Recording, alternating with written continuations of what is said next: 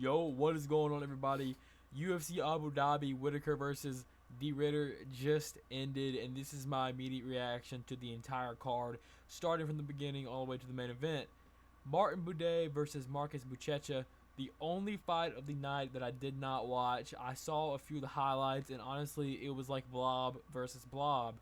Marcus Buchecha was a favorite. I saw a lot of people saying he was going to KO Martin Buday early on. First, second round, finish him. Martin Buday was able to get it done. As you can see, significant strikes wasn't a super close. Martin Buday outstruck him completely. Only thing that Buchecha had was he had one takedown of 11 and 5 minutes of ground control time. Moving on, Muhammad Yacha. I couldn't say this guy's name all night. Yaya Yachecha. He had a weird name. And then Stephen Wynn. Stephen Wynn, when I say domination, that doesn't even come close to how you can compare this fight to anything I've ever seen. I've never seen somebody in my life get so badly beaten as Muhammad Yacha. I mean, Stephen Wynn knocked him down 5 times in the first round, arguably 6, even though apparently some Michael Bisping said they counted one of those as a slip or something, and then he dropped him in the second. And the thing is, the heart that Muhammad Yacha has to not just like look for a way out. He kept fighting. The doctor stopped it in between rounds, and I'm not even mentioning the absolute massive welt he had on his left eye. The commentary crew was saying that it was probably a broken orbital bone, and I mean it was like from his left eye all the way almost back to his ear, his left ear. It was so horrible, but absolutely amazing win for Stephen Wynn. I mean, this guy, he looks like he's gonna be something special. Honestly, he has that power. He did start gassing out a little bit closer to the end, but it's understandable. He hit Muhammad Yacha with like 450 significant strikes or something. I'm joking, but it was a great fight. Amazing win for Stephen Wynn. Moving on to Ibo Aslan versus Billy Elikana.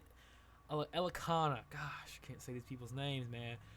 Very uneventful fight. I had money on this fight. Sadly, I picked Ibo Aslan to win in under 7.5 minutes, and that's not what happened at all. Billy Elikana he just outclassed Ibo Aslan. Ibo really didn't land a whole lot. Billy Elikana was tearing him up with from the beginning of the first round. The front body kick. He used it all fight. Just front body kick, front body kick, front body kick to really reset the pace of Ibo Aslan and keep it in control of Billy Elikana. After the fact, when the decision was read out, Ibo Aslan looked like shocked that he lost that fight, and I don't think he was in the right headspace. Maybe he took one too many body kicks, and his stomach was all messed up, and that's all he was thinking about. But he did not win that fight at all. I'm surprised the judge gave him a single round. At the end of it, I thought it was 3-0 Billy Elikana, and that's what 2 of the judges said. One of the judges said 29-28. But Billy Elikana, he looked great, man. He looked really, really good. Next on, Amanda Ribas and Tabitha Ricci. Tabitha Ricci looked like a midget in this fight. I mean, from the second the fight started, I said, wow, Tabitha Ricci looks very, very small right now. She was getting hit with some counter shots from Amanda Ribas, nothing crazy. The first round, she dropped. She lost that first round. She really didn't have a whole lot of success besides holding Ribas up against the cage and hitting her with small shots. But the second round, in between the rounds, her corner would said when you get her up against the cage, hit her with elbows, upwards elbows, and that's exactly what she did. And she hit her with about 3 or 4 of them, and she hit her about the 4th one. Ribas, it really hurt her, and it allowed Tabitha Ricci to get the takedown and just wail punches onto Amanda Ribas. It was a second round TKO. Tabitha Ricci looked really good. And I mean, I could honestly see her 1 or 2 fights away from a title. she's just got to get those wins back, man. I think if she gets a win back over Yan Xiaonan, that's her last loss was Yan Xiaonan. If she could get a win back over Yan Xiaonan, that would 100% certify a title shot for Tabitha Ricci. And David Grant and Damon Blackshear. Damon Blackshear looked amazing in the first round. He won the first round. Had good, it's a good takedown, good ground control. He landed a few good shots. He almost had like a neck crank in the first round at one point. You know, it wasn't anything close to ending the fight or anything. But the second round started and David Grant took over. He was landing big shots, big combos. And Damon Blackshear could not get his takedowns back on. He didn't get another takedown in the second or third round. He had one takedown in the first round. And that was it really for Damon Blackshear. Damon Blackshear really got outclassed. He got hit with heavy leg kicks, heavy shots, heavy combos for the second and third round. And David Grant pulled it off by unanimous decision. And, you know, that was a big win for him. You know, big underdog win. I mean, Damon Blackshear was minus 330 favorite. I mean, that's a pretty heavy favorite, honestly. And David Grant got it done at 39 years old, by the way. 39 years old, and David Grant's still beating these up-and-coming prospect guys.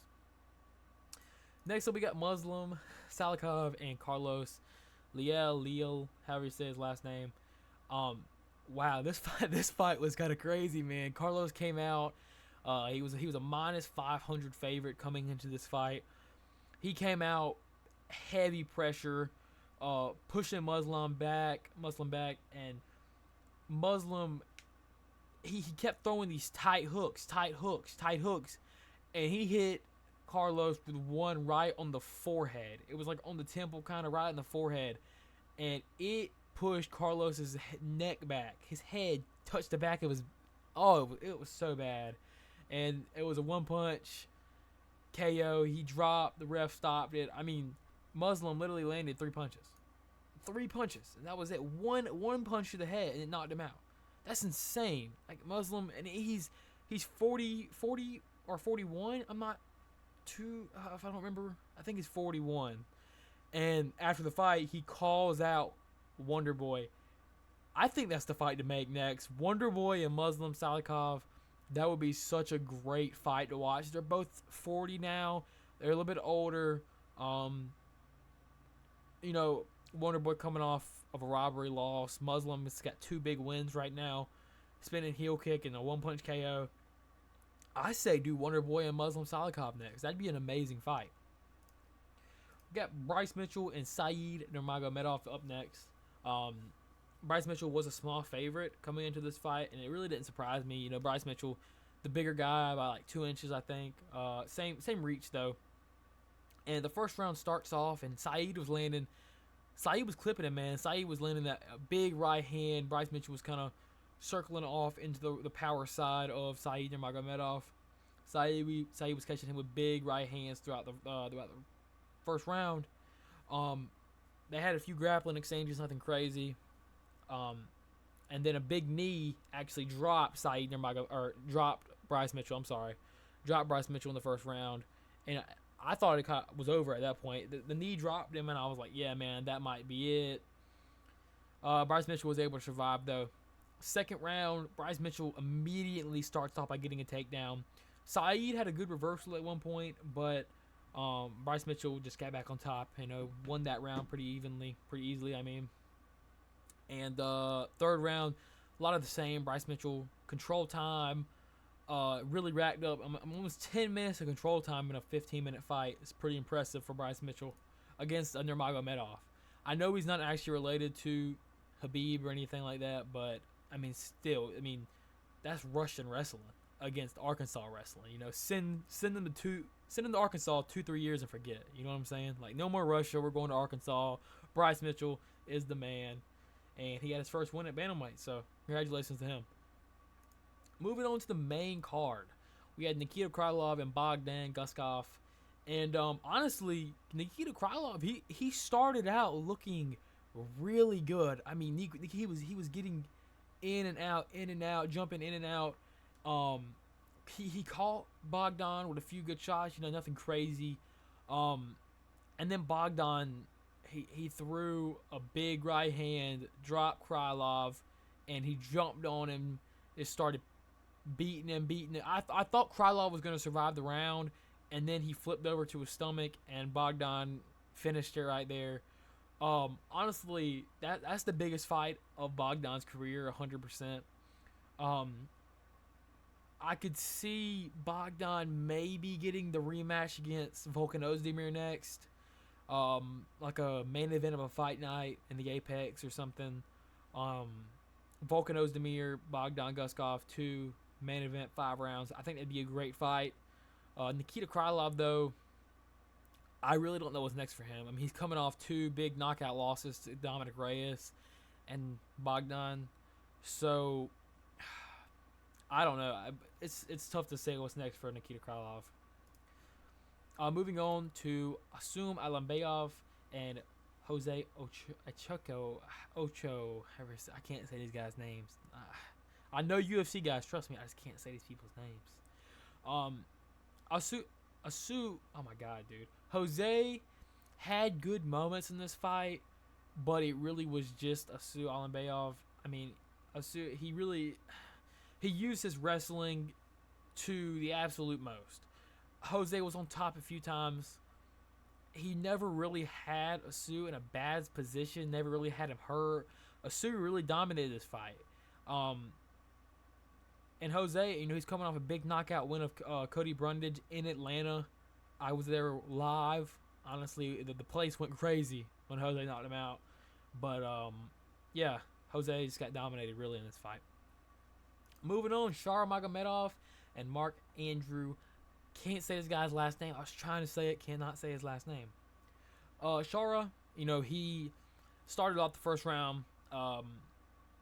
He did what he usually does. Stayed in range, kicking range. Mark was trying to press forward and close that kicking range as much as possible. Close that distance as much as possible. Make it his fight. Shara won the first round. The second round, though, is where it gets interesting. Mark hit him with a huge shot and, shattered Shara Magomedov's nose. His nose was broke so bad. He was leaking really bad.